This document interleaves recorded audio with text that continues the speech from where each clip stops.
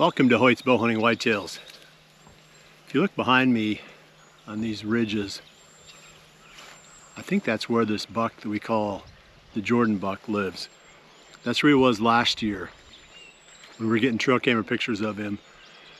It was up in that area behind me on those two ridges. And he was showing up pretty consistently, even in daylight a few times. When Jack Houston flew this place trying to get a deer density survey using that thermal drone, he found a shed antler buck on this ridge that sure looked like him. Big pedicles. It's pretty cool that he was able to zoom in. I think he had the camera set on like 50x zoom in order to pull in that close to see the top of that deer's head. So, you know, we don't know that, but, you know, I'm going to say that was probably the Jordan buck bedded up there. And that's, again, like I said, where I think the deer lives. So this is kind of now the backdrop for this discussion I want to have this week. And that's about whether you should focus on hunting just one buck. I've done it a few times over the years, and I've had some really great seasons doing that, but I've also had some really discouraging seasons doing that. Hoyt's Bowhunting Whitetails is brought to you by Redneck Blinds, Code of Silence Apparel, Hunt Stand Pro Whitetail, B3 Releases and Broadheads, and Hoyt. Obviously, if you're hunting areas that don't have a lot of deer and you don't have a lot of experience, killing any deer with a bow is a really great accomplishment, and you should take a lot of pride and satisfaction in that.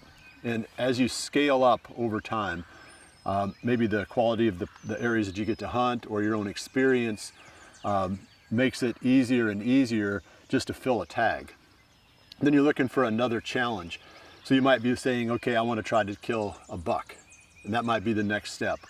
And then the next step in the progression might be, I want to kill a buck of a certain age class, for example. And that can all be kind of factored into the area that you hunt. But if you hunt an area that has a decent number of bucks, it's realistic to say I want to shoot, say, a 2-year-old buck, or maybe eventually you say I could hunt and try to kill a 3-year-old buck. Then eventually you're going to arrive at that point where you say, I would like to kill this one specific deer. That's my goal for this season. I'm going to put all my effort into trying to shoot this one. And maybe it's the biggest deer that's ever been on the property that you're hunting, or maybe the biggest one you've ever hunted, or whatever it might be. There's some reason why that deer has an attraction to you. For me, it's been other things in addition to that. I mean, I've had bucks that I've hunted for years that didn't have big antlers. It was just the challenge of trying to eventually catch up with that buck.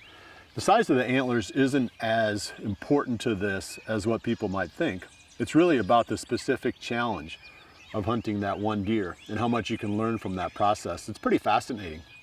So anyway, let's dive into it and come up with a game plan of how to do it. First, in my opinion, the first thing you got to know is that the deer is even killable. I've hunted bucks before that they never moved in daylight, at least not in the areas where I hunted. Put it this way, they didn't come out in the open. We've had this ongoing debate here on the Bowhunting Whitetails channel about whether there's such thing as 100% nocturnal deer.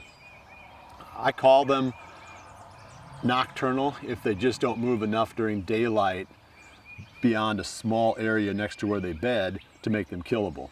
So let's just say, for the sake of argument, there are some bucks that don't move very far in daylight from where they bed.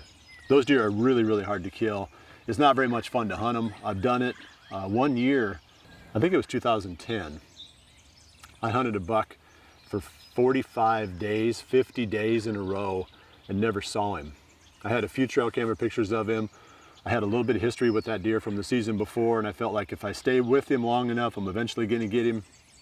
I never even saw him. That's pretty miserable. I mean, granted, you're still hunting and it's exciting and so forth, but you go day after day after day and you're just not seeing what you're trying to see. It can be pretty frustrating. So I decided at that point I was never going to do that again. No matter how big they were, I was never going to pick a buck to hunt that just didn't seem to be killable. So the first thing I want to establish, if they're even a reasonable target, and trail cameras will tell you that. You know, a little bit of past history might also help in that direction to say this deer has been daylight active in October in the area that I hunt in the past. He probably will continue to be. They tend to follow, once they get to a certain level of maturity, the same approximate patterns from year to year.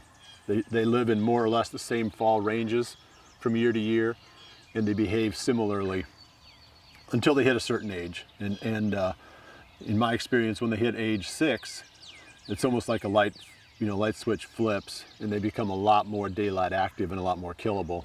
So the first step is you want to know that the buck you're after is even, a reasonable target.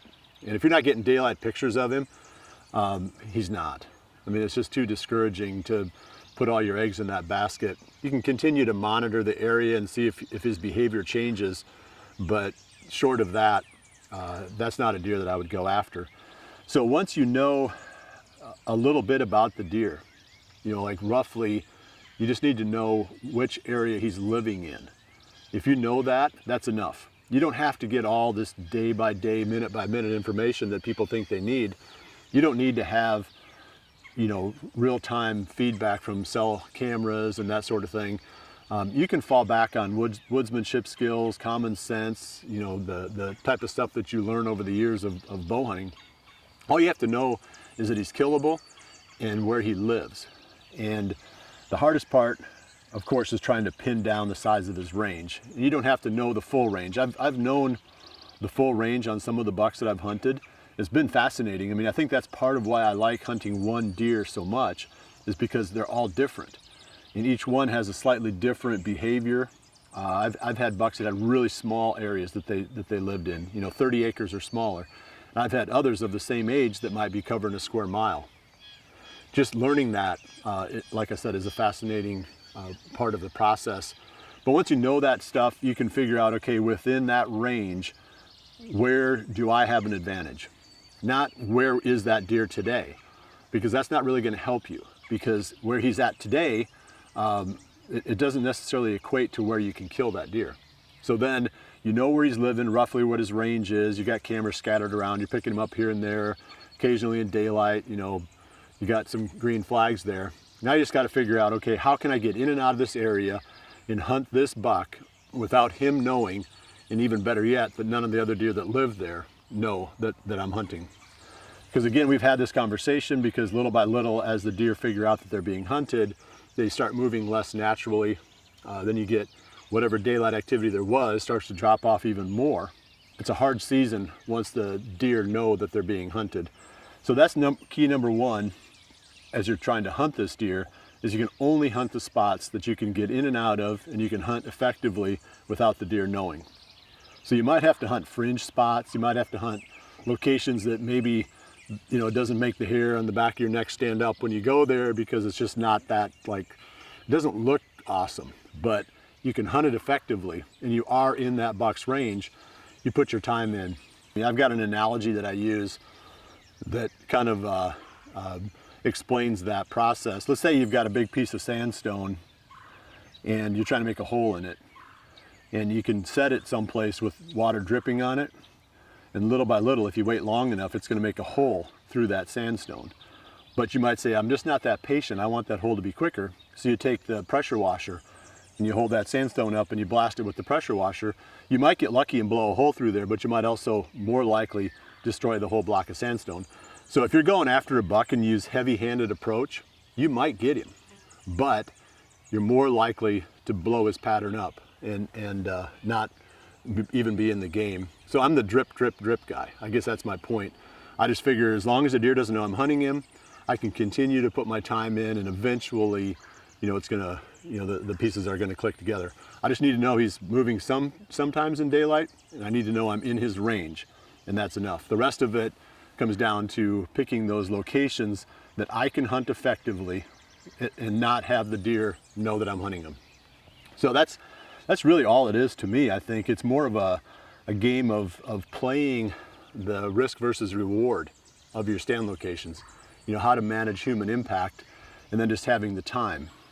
And it might take more than one season, and that's okay. It's still fun. You're still hunting that deer and you're still learning, and every year that he's alive, hopefully he makes it through, then you've added one more chapter to the book, and you continue to learn more about this deer, the range that he lives in. And if he lives long enough, eventually he's going to display more and more daylight activity, and you're going to be in the right place at the right time. It's a fascinating quest. I'm going to leave you with that. And it's a little ways up the chain, let's say, of where whitetail bow hunters find themselves. Again, I want to emphasize the fact that you can be super satisfied and really happy with your season just shooting any legal deer.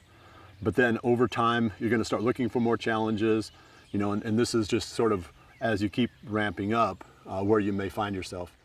Unless you got a really good deer in a really good situation, my advice would be don't hunt just one buck. You want to have options. 2 or 3 is way better. You know, give yourself you know, a little bit of margin for error if the one that you're after isn't cooperating, or maybe he changed. You know, they do that. Some years they move away, they move their core area, and they still may come back once in a while, but they don't live there anymore. In my experience, you know, a quarter to a third of the bucks will move their core area a little bit from year to year, even as they get older. So keep that in mind. Again, like I said, don't bank too heavily on one deer.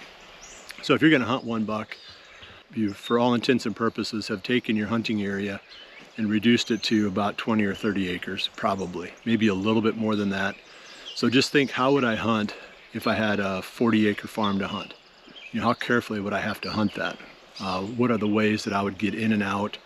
Because again, if you put the pressure on that buck and you bump him, he's going to be very much harder to kill. He's going to be traveling less in daylight. He may relocate a little bit, but again, like I said, once he knows he's being hunted, he's going to be way harder to kill. So you've got to hunt the area where he lives super carefully, which is no different than saying I'm hunting a small farm. Keep that in mind. You know, you got to swing for the fence when the time's right, but you got to play really cautious the rest of the time. And the green flags normally are going to be when the rut hits. You know, you need to go more aggressively then, because you don't have much to lose. Otherwise, if you're getting daylight pictures of him someplace, you need to be hunting him. And if you have a cold front coming, you know, that's the other obvious green light. Even if you're getting, you know, evening, nighttime type photos, but there's a cold front coming, I would hunt that cold front expecting that he's likely to move a little bit earlier and more in daylight. That's my advice. You know, I love hunting specific deer. You know, the quest becomes more personal, and the satisfaction that I get from it is greater when I'm able to tag that buck, whether he's got big antlers or not. It's more the personal quest. So I recommend it if the situation's right. So I'll leave it at that.